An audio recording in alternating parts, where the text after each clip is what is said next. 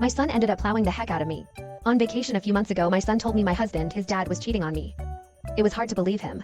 After all, we had been married for 30 years. My son showed me pictures of the messages his dad had been sending to this girl. I didn't question how he got those pictures, but I couldn't deny something was going on. I confronted him later that day, and he confessed having an affair. He moved out, I filed for divorce, and I had a rough couple of weeks. I had no idea how to move on from this.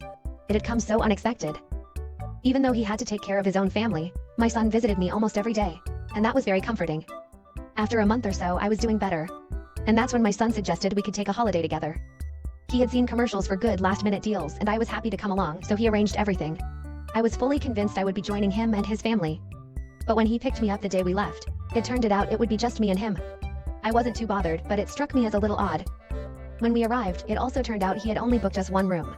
And while I couldn't really complain since he paid for the whole trip, it struck me as a little odd again. But I was there to make the best of it, so I didn't push it with him.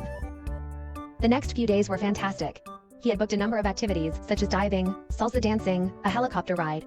In between, we would hang out at the pool and have some drinks.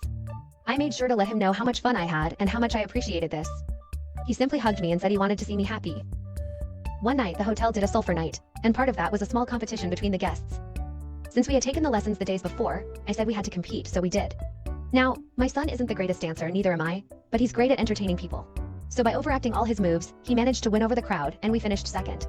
I was laughing more than I was dancing. It was so funny. After the competition, we continued to dance for hours, and I probably had a bit too much to drink. We held hands as we walked back to our room, and after we changed, we got into bed. Normally, we would just be on our own side of the bed, wish each other good night, and go to sleep. That night, he rolled over to my side and hugged me from behind and started to smirk. I didn't expect what he was going to say. You can now check if there's a part 2 by following and clicking on share then more.